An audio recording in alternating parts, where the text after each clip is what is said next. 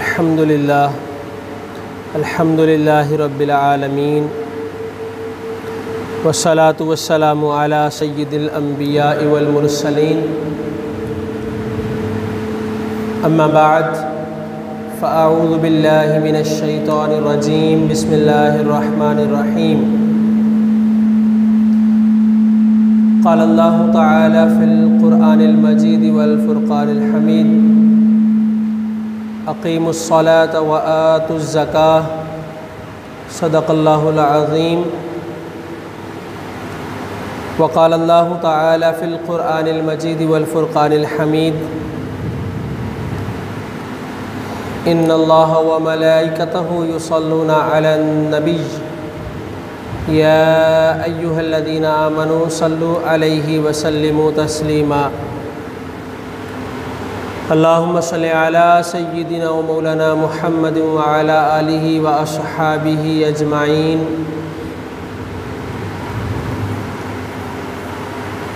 وقال النبی صلی اللہ علیہ وسلم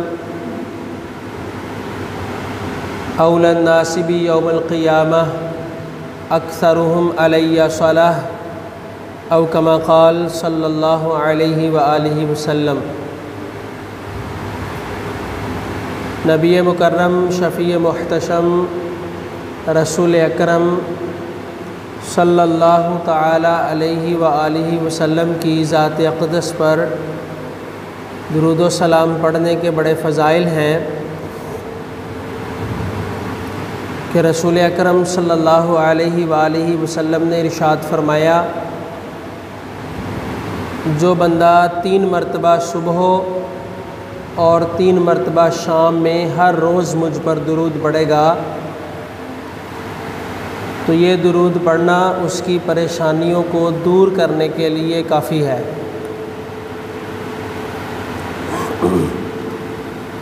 آج خوش قسمتی سے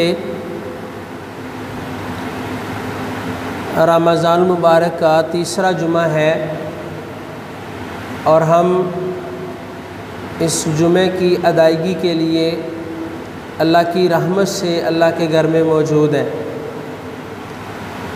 قرآن میں اللہ فرماتا ہے کہ بے شک نیکی کی توفیق بھی اللہ کی طرف سے ہوتی ہے اور برائی کی توفیق بھی اللہ کی طرف سے ہوتی ہے۔ تو نیکی کی توفیق جن کو ملتی ہے وہ اللہ تبارک و تعالیٰ کی اطاعت میں ہوتے ہیں، فرما برداری میں ہوتے ہیں۔ محترم بھائیو، جمعۃ المبارک کے دن بھی نبی کریم صلی اللہ علیہ وآلہ وسلم کی ذات اقدس پر درود و سلام پڑھنے کی بڑی فضیلت ہے۔ ارشاد فرمایا، جو بندہ جمعے کے دن مجھ پر 200 مرتبہ درود پڑھے گا اللہ تبارک و تعالی اس کے 200 سال کے گناہوں کو معاف فرما دے گا۔ تو آج اس حدیث سے ہم میں سے کوئی بندہ بھی محروم نہیں رہنا چاہیے، اور جمعے کا بابرکت دن وہ دن ہوتا ہے کہ رمضان کے جمعوں میں اللہ تبارک و تعالی ہر گھڑی میں ہزاروں کو جہنم سے آزاد فرماتا ہے۔ اور علماء فرماتے ہیں کہ یہ جو جمعے کی ادائیگی کا وقت ہوتا ہے یہ قبولیت کا وقت ہوتا ہے۔ اس میں 2-3 اقوال ہیں۔ بعض علماء نے یہ لکھا ہے کہ جمعے کا سارا وقت قبولیت کا وقت ہوتا ہے۔ بعض نے یہ لکھا ہے کہ 2 خطبوں کے درمیان جب خطیب وقفہ کرتا ہے تو وہ جو تھوڑا سا وقت ہوتا ہے بیچ میں وہ قبولیت کا وقت ہے۔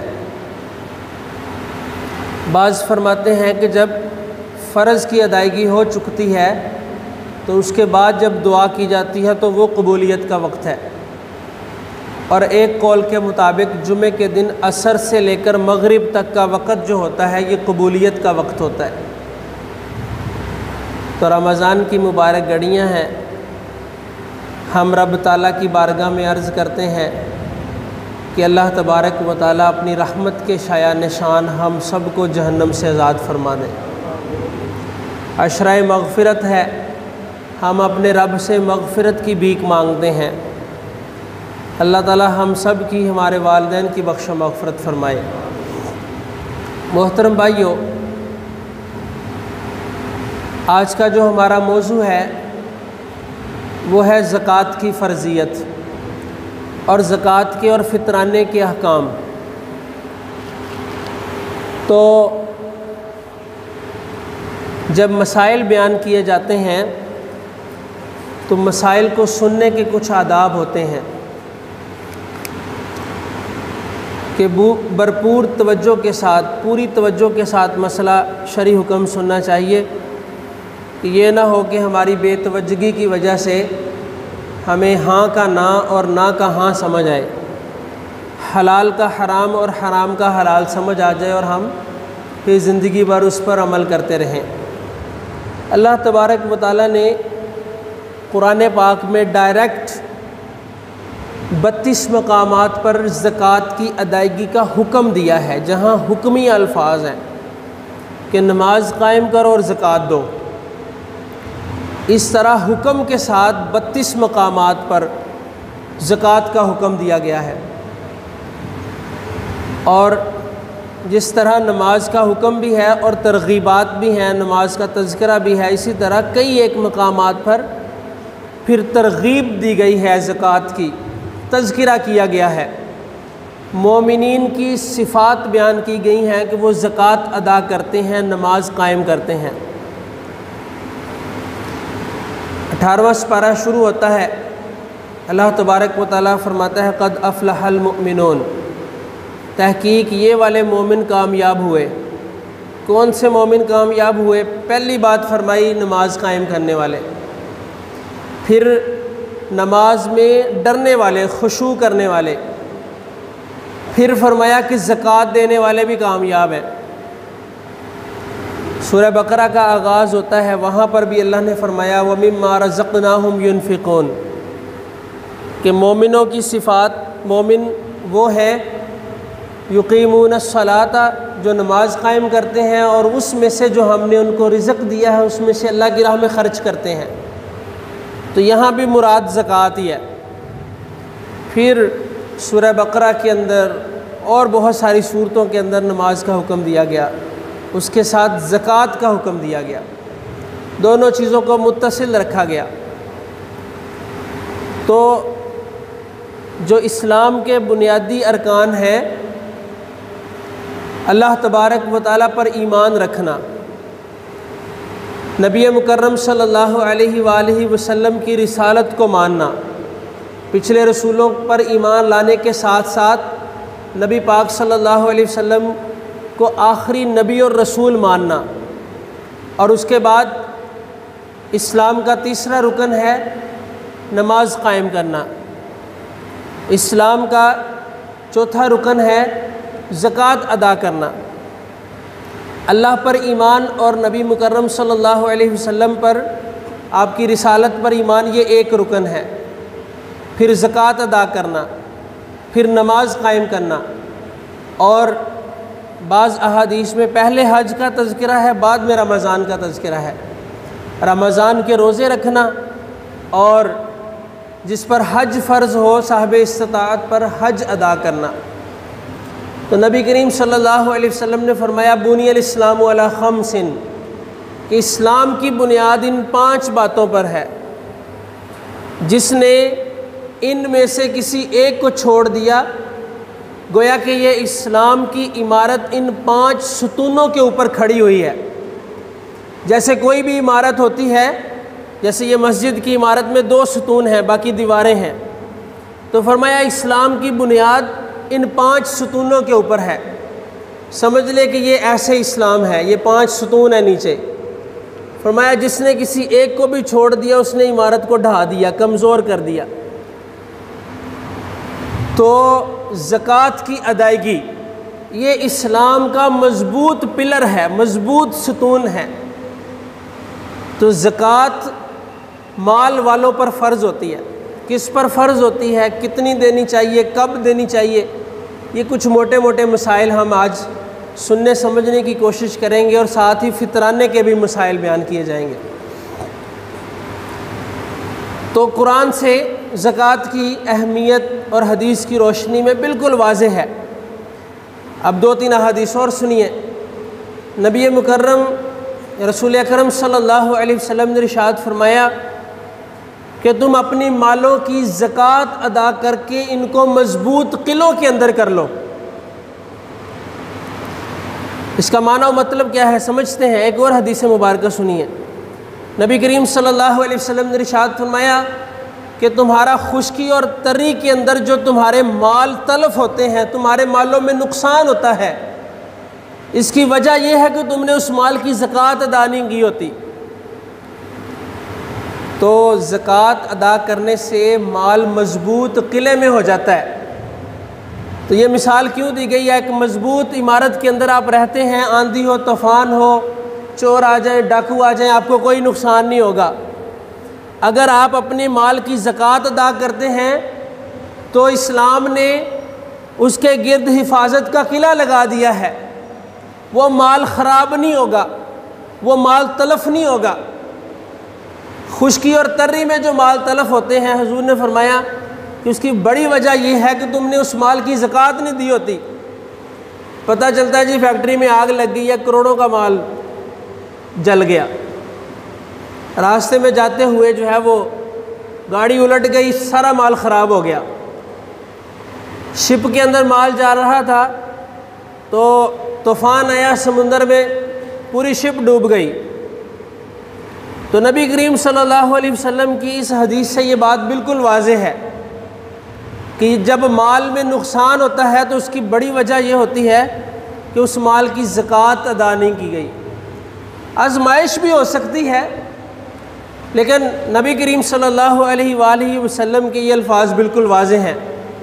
کتنے لوگ ایسے ہیں کہ جو اپنے مالوں کی زکوٰۃ ہی نہیں ادا کرتے۔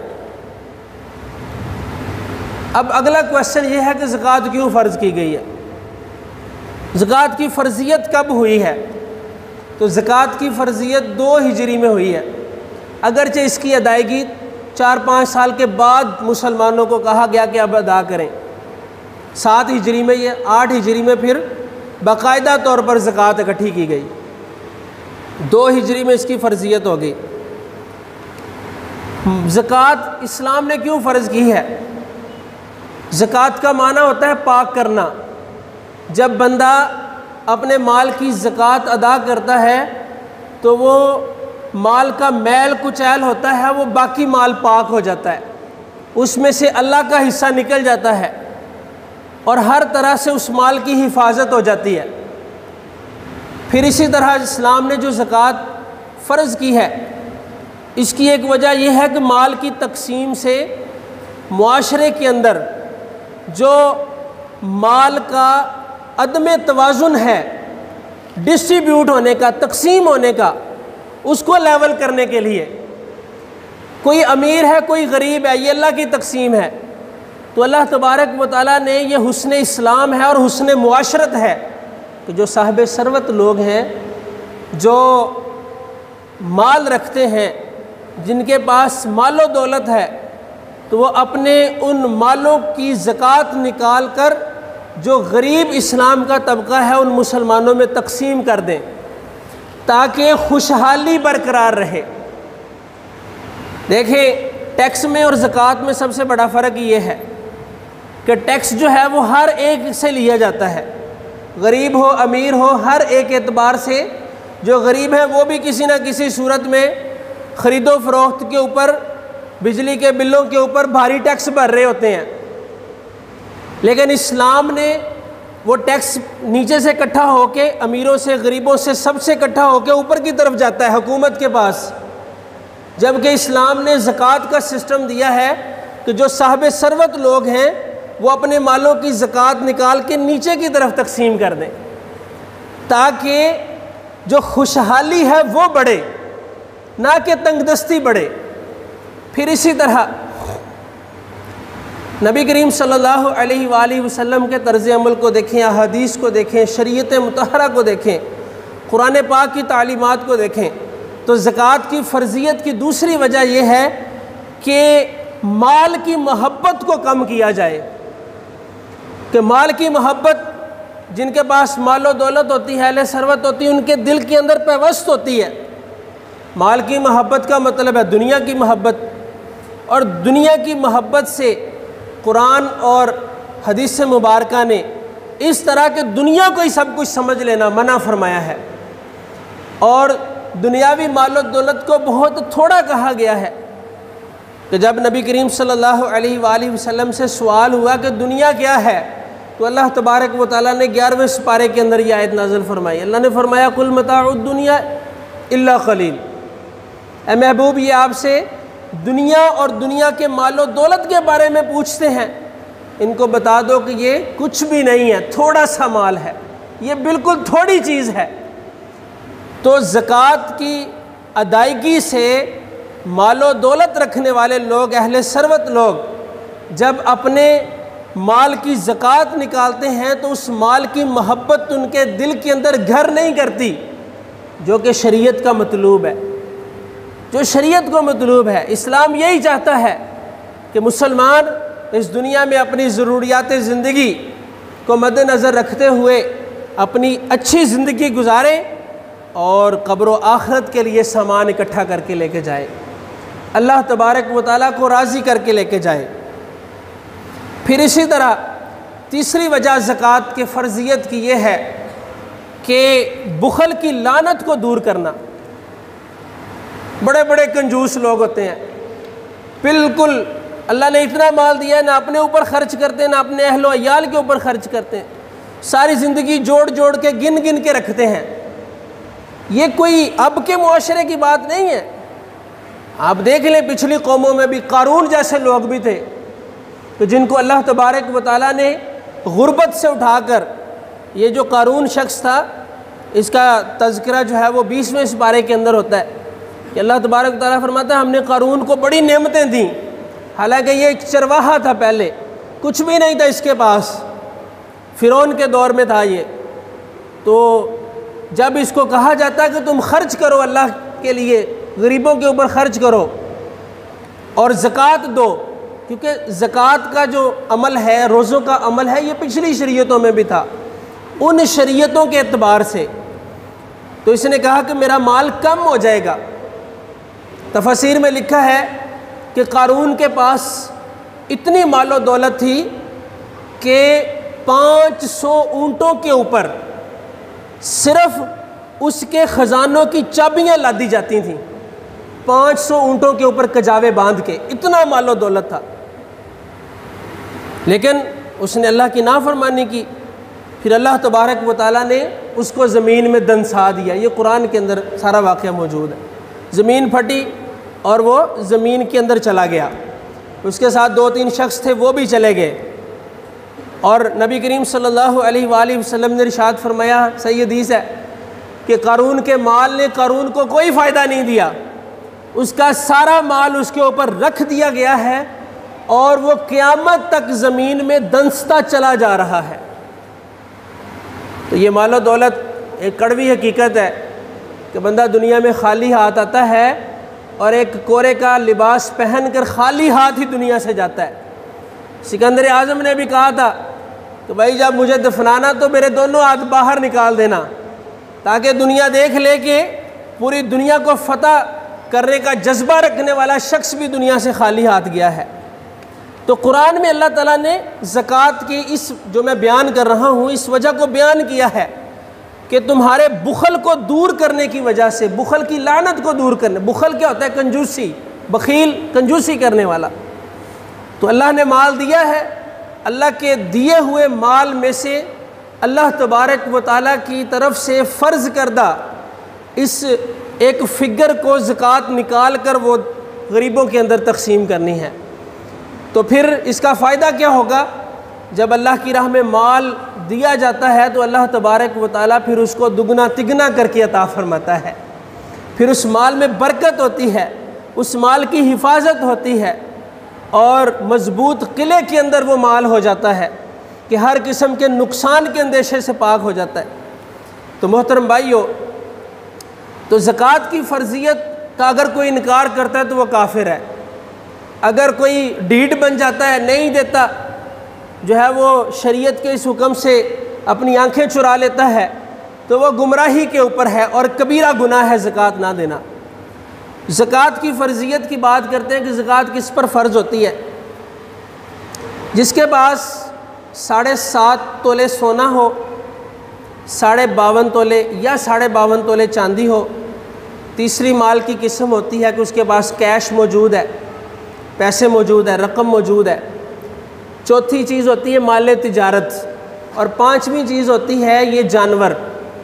چونکہ سائمہ جانوروں کو کہتے ہیں چرنے والے جانور، دور چینج ہو گیا، اب اس طرح جنگلوں کے اندر، بیابانوں کے اندر جانور نہ رکھے جاتے ہیں، نہ پالے جاتے ہیں، چرائے جاتے ہیں۔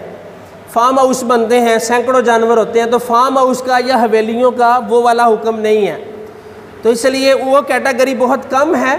4 طرح کے مال ہیں جن کے اوپر زکوٰۃ واجب ہوتی ہے: سونا، چاندی، کیش، مال تجارت۔ سونا کتنا ہونا چاہیے؟ 7.5 تولے یا اس سے زیادہ جتنا بھی ہے تو زکوٰۃ فرض ہے۔ 52.5 تولے چاندی یا اس سے زیادہ جتنی بھی ہے زکوٰۃ فرض ہے۔ اسی طرح آپ کے پاس کیش پڑا ہوا ہے اور وہ کیش اتنا ہے کہ 52.5 تولے چاندی کی اگر قیمت معلوم کی جائے، میں نے جو نیٹ سے ریٹ چیک کیا تھا وہ تقریباً 82-83 ہزار روپیہ بنتا ہے آج کے ریٹ کے حساب سے۔ تو اگر منیمم اتنی قیمت، اتنی کسی کے پاس رقم موجود ہے تو اس کے اوپر بھی زکوٰۃ ہے، لیکن کنڈیشن ہے، شرط ہے، پہلے پوری بات سن لیں۔ اس کے بعد ہے مال تجارت۔ مال تجارت سے مراد یہ ہے کہ آپ کی فیکٹری کے اندر جو کچھ مال تیار ہوتا ہے۔ مال تجارت کو سمجھنے کے لیے آسان سے الفاظ یہ ہیں کہ جس چیز کو بیچنے کے لیے خریدا گیا ہو یا پھر خریدنے کے لیے بیچا گیا ہو، وہ سارا مال تجارت ہوتا ہے۔ اس میں سے آپ کے گھر کے کپڑے چاہے لاکھوں کے ہوں وہ نکل گئے، آپ کی گھر کی رہائش چاہے وہ کروڑوں کا بنگلہ ہو، کروڑوں کی جائیداد ہو، استعمال کی چیزیں، گھر میں 10 گاڑیاں ہوں، وہ ساری چیزیں چونکہ وہ مال تجارت نہیں ہے، نہ وہ سونا ہے، نہ وہ چاندی، نہ وہ کیش ہے، ان کے اوپر زکوٰۃ نہیں ہے۔ جتنی بھی حاجات اصلیہ ہوتی ہیں، انسان کو اپنی ضرورت میں جن چیزوں کی حاجت پڑتی ہے استعمال کرنے کی، وہ ساری چیزیں حاجات اصلیہ ہیں، ان کے اوپر زکوٰۃ نہیں ہوتی۔ سونے کے اوپر زکوٰۃ ہوتی ہے، چاندی کے اوپر زکوٰۃ ہوتی ہے، مال تجارت کے اوپر زکوٰۃ ہوتی ہے، اور کیش کے اوپر۔ شرط یہ ہے کہ پورا 1 سال گزر گیا ہو۔ آپ کے پاس آج پیسے آ گئے ہیں، کل چلے گئے ہیں، کوئی زکوٰۃ نہیں ہے۔ آپ کے پاس سونا آج آیا ہے، آج رمضان کی جو بھی ڈیٹ ہے اسلامک پوائنٹ، مثال کے طور پر 1 محرم کو آپ کے پاس سونا آ جاتا ہے 7.5 تولے یا اس سے زیادہ۔ اب پورا سال گزرنے کے بعد جب اگلا 1 محرم آئے گا، اگر وہ سونا آپ کے پاس موجود ہے، وہ چاندی آپ کے پاس موجود ہے، کیش منیمم 82,000-83,000 روپیہ آج آپ کے پاس آتا ہے، سال بھر گھٹتا بڑھتا رہتا ہے، کم زیادہ ہوتا رہتا ہے، لیکن سال پورا ہوا تو آپ کے پاس وہ مثال کے طور پر 2 لاکھ موجود ہے، تو اب آپ اس 2 لاکھ کی 2.5% کے حساب سے زکوٰۃ دیں گے۔ 1 لاکھ روپیہ ہے تو اس کے اوپر 2500 روپیہ زکوٰۃ ہے، 100 روپے کے اور 2.5 روپے زکوٰۃ ہے، سیدھا سا فارمولہ ہے۔ تو 1 سال گزرنا، مال تجارت، آج آپ نے ایک کریانہ سٹور بنایا ہے، مال تجارت ہے، آپ اس سے کماتے ہیں۔ اب یہ کریانہ سٹور کی عام سی مثال ہے، اب بڑی سے بڑی بزنس کمپنی کی ہم بات کر سکتے ہیں اس کو لے کر کے، وقت کم ہے اس لیے موٹے موٹے مسائل سمجھا رہا ہوں۔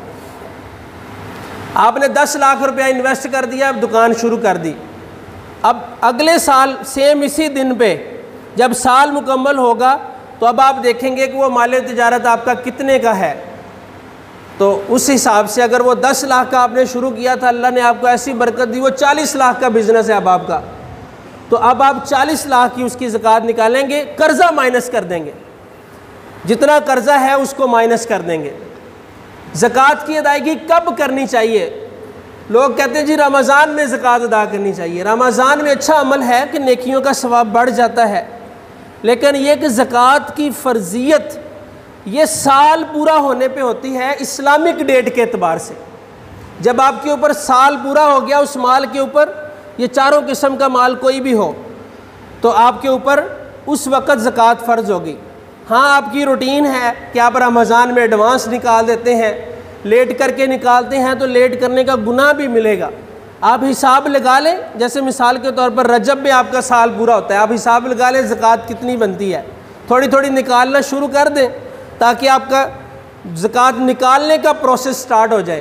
زیادہ حساب رمضان میں ثواب زیادہ جو ہے وہ کمانے کے لیے دے سکتے ہیں۔ شریف فقیر کو زکوٰۃ دی جائے گی۔ یہ جتنی بھی بلڈنگز ہوتی ہیں، چیزیں ہوتی ہیں، ان پر زکوٰۃ نہیں لگتی۔ زکوٰۃ کسی ایسے بندے کو دی جائے جو شریف فقیر ہو۔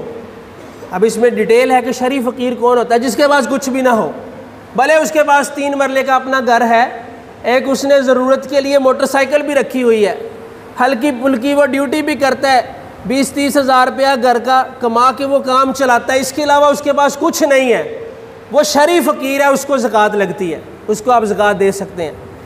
زکوٰۃ کس کو دینی چاہیے؟ سب سے پہلے اپنے قرابت داروں کو، رشتہ داروں کو۔ کس طرح دینی چاہیے؟ احسن طریقے سے دینی چاہیے، ان کی عزت نفس پہ حرف نہ آئے۔ جیسے مثال کے طور پر آپ کی خالہ ہے، جناب آپ کے خاندان کے اندر کوئی بیوہ عورت ہے، کوئی مستحقین ہیں، آپ کی مدد کے زیادہ مستحق ہیں وہ، لیکن یہ کہ آپ جا کر کہیں گے کہ خالہ جی یہ لیں زکوٰۃ، کہ ویسے زکوٰۃ نکالی تھی، تو وہ عزت نفس رکھتی ہے، آپ کے منہ پہ مارے گی کہ ایسی طرح زکوٰۃیں دے پال دیں۔ احسن طریقے سے دے دیں کہ رمضان ہے، یہ لے لیں، آپ کے کام آ جائیں گے، بچوں کے کپڑے بنا لیں، کیونکہ زکوٰۃ دینے والے کی نیت کا ہونا ضروری ہے۔ زکوٰۃ لینے والے کو علم ہونا ضروری نہیں کہ یہ زکوٰۃ کے پیسے ہیں، ہاں اس کا مستحق ہونا ضروری ہے۔ آپ کی نیت ہے دیتے وقت زکوٰۃ کی ادائیگی کی تو زکوٰۃ ادا ہو جائے گی۔ ایک اور بڑا اہم مسئلہ کہ بیوی کے پاس سونا ہوتا ہے تو زکوٰۃ کس پر ہے؟ بیوی پر یا شوہر پر؟ وہ سونا جس کی ملکیت ہے اس کے اوپر ہے۔ اگر وہ سونا بیوی کی ملکیت ہے، آپ نے واپس نہیں لینا، بھلے وہ سسرال والوں نے، شوہر والوں نے اس کو ڈالا ہوا ہے، لیکن آپ کا خاندان کا رواج یہ ہے کہ جب ڈال دیا جاتا ہے تو وہ بیوی کا ہی ہوتا ہے، تو اب بیوی کے اوپر زکوٰۃ ہے اگر وہ مال کے نصاب کو سونا پہنچتا ہے تو۔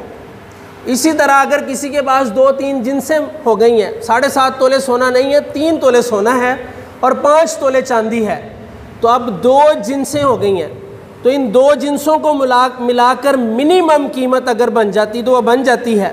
سونا تو اب لاکھ سے اوپر ریٹ ہے، تو منیمم زکوٰۃ کی فرضیت کی قیمت ہے 83-84 ہزار روپیہ۔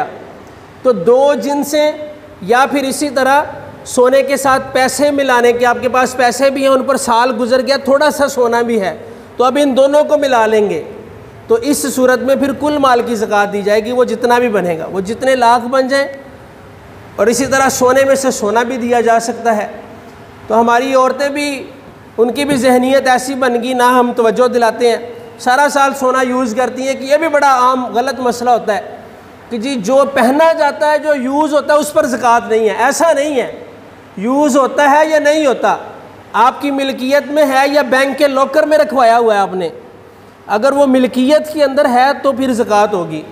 گروی رکھوایا ہوا ہے، بینک سے آپ نے لون لیا ہوا ہے، بینک کو سونا دے دیا، قرضہ اٹھایا ہوا ہے، تو اس صورت میں پھر زکوٰۃ کی تفصیل ہے، وہ علماء سے پہلے پوچھیں پھر آگے چلیں۔ فطرانہ، آخری بات سن لیں، فطرانہ 170 روپے کے حساب سے ریٹ ہے۔ فطرانہ کب دینا چاہیے، کس کی طرف سے ہوتا ہے؟ فطرانہ عید کی نماز پڑھنے سے پہلے، عید کی جب صبح طلوع ہو جائے، اذان فجر ہو جائے، تب سے لے کر عید کی نماز پہلے پڑھنے، یعنی عید کی نماز پڑھنے سے پہلے ادا کر دینا، یہ سنت ہے۔ اگر کسی نے ادا نہیں کیا اب تب تک، تو پھر بعد میں کر دے، جب بھی کر دے گا تو وہ ادا ہی ہے، اس کی قضا نہیں ہوتی۔ گھر کے اندر مہمان آ جائیں رمضان میں، جتنے ان کی طرف سے فطرانہ نہیں ہوتا، گھر کے اندر جتنے افراد موجود ہیں ان سب کی طرف سے ہوتا ہے، چاہے 1 گھنٹے کا بچہ بھی پیدا ہوا ہے اس کی طرف سے بھی فطرانہ ادا کیا جائے گا۔ گھر کے اندر آپ کے گھر میں چھوٹے بچے ہیں، نابالغ ہیں، تو ان کا سربراہ ادا کرے گا، جو بالغین ہیں وہ خود اپنا فطرانہ جو ہے وہ ادا کریں گے، لیکن چونکہ ہمارے معاشرے کے اندر سربراہی سسٹم ہے، گھر کا فادر ہی سب کچھ کرتا ہے، گھر کا بڑا ہی سب کچھ کرتا ہے، اس کے ہاتھ میں ہی سارا کچھ ہوتا ہے، تو وہ اگر بغیر اجازت کے بالغین کی طرف سے بھی ادا کر دیتا ہے تو وہ ادا ہی ہوگا، ادا ہو جائے گا۔ لیکن اگر کسی باپ کے بچے بڑے ہیں، بالغ ہیں، بیٹیاں ہیں، بیٹے ہیں، وہ سب کو کہہ دیتا ہے بھئی اپنا اپنا فطرانہ ادا کرو، تو اس کے اوپر کوئی شرعی گرفت نہیں ہے، وہ ایسا کہہ سکتا ہے، وہ اپنی طرف سے ادا کر دے، بالغین سب اپنی طرف سے ادا کریں، بلکہ بچوں کے ہاتھوں سے دلوانا چاہیے تاکہ ان کی تربیت ہو، ان کو بھی پتہ چلے کہ یہ شریعت کے احکام ہیں اور یہ ادا کرنے۔ اللہ تعالی ہم سب کو عمل کی توفیق عطا فرمائے، آمین بجاہ